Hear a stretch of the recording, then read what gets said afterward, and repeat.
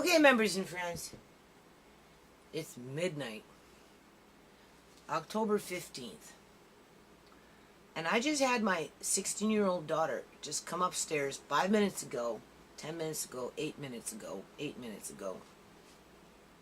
Asked me for the Wi-Fi. I told her no. I got this ringing in my ears, and I don't get any help around here. She like, and I'm like, no. Well, I'm moving out with Shemaine. I'm just letting you know.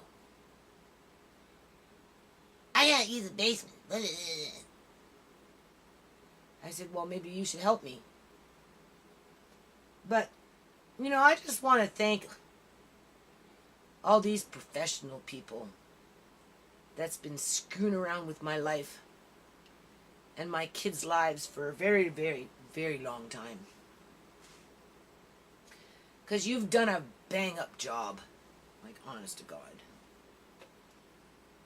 There's this huge disconnect with my daughters when they took Andre. My kids had never experienced anything close to what we went through for a period of 15 months. And it's definitely done its damage. And I want to thank these counselors prior to my grandson being removed. When my middle daughter was coming up through the ranks, acting out like teenagers do, rebelling or whatever, and how they convinced her how I was crazy and that all she needed to do was ignore me, basically, go about her business at school, complete her grade 12, go get a job, and go on her own, and to hell with mom. They didn't remove her from the home because she wasn't abused. She wasn't neglected. She wasn't deprived of anything. She just didn't want to help and follow basic rules. And these people that were counseling her convinced her that it was okay not to listen to me, basically. And then when they took Andre, she just got worse in the end, right? Because she got so depressed. And everything just spiraled out of control for a very long time because my oldest daughter became a junkie. Not an addict, a junkie. There's a difference between being an addict and a junkie.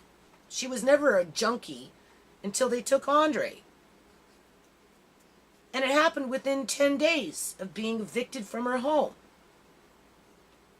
And I'm still being asked to see counselors.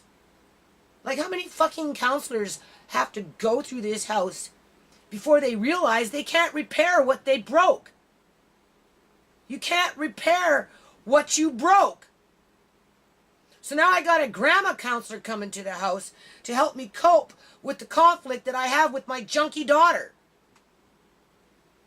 That's the excuse.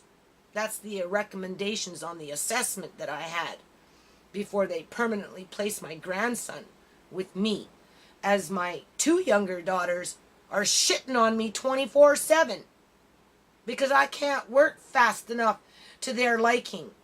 I don't give them what they want fast enough to their liking. I'm not teaching them this, people. They're learning this from someone else. Someone else's. More than one.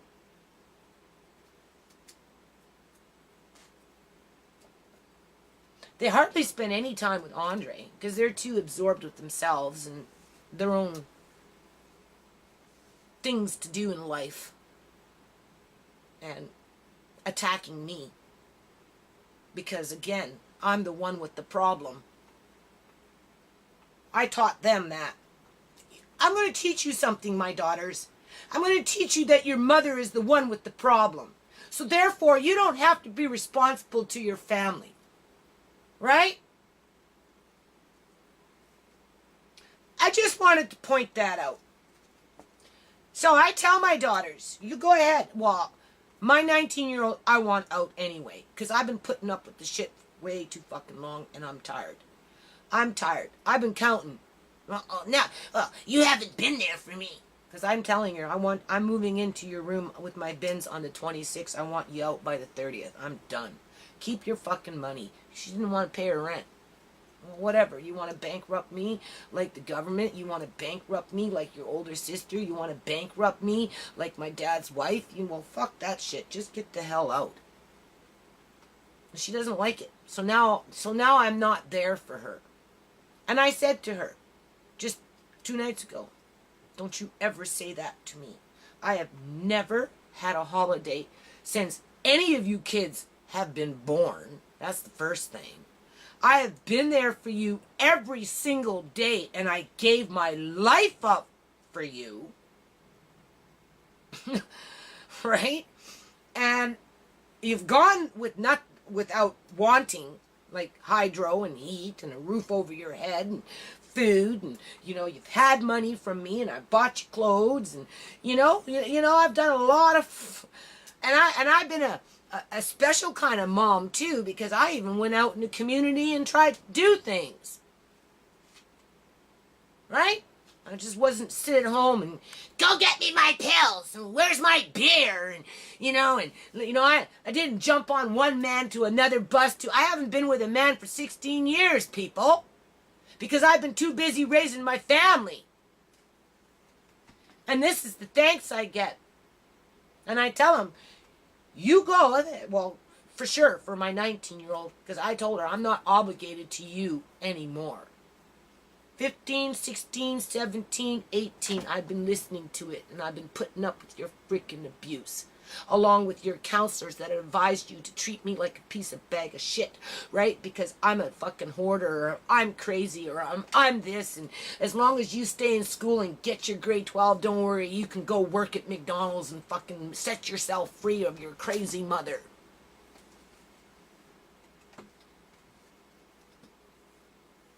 And now that I'm saying get out, because I'm not obligated anymore, she's trying to accuse me of not being there for her. I said, the day you move out is the day I'm not there for you anymore. And because I won't kiss my 16-year-old's ass with her attitude, she's moving out too. So it goes back to, I don't know what's going to happen with this house, people. It's going down on fucking lockdown. Turn off the fucking lights. Just have enough money to pay the rent and a couple of bills and use a candle. Because I'm losing it. I'm losing it. My kids, they don't get it. They don't understand what it takes to have food on the table. Never mind grow it or can it or store it. Right? Anyway, this grandma counselor, like, again, how many counselors do I need in my life over the course of the last 2 years? Since all this bullshit started. For these people to realize it's a fiasco.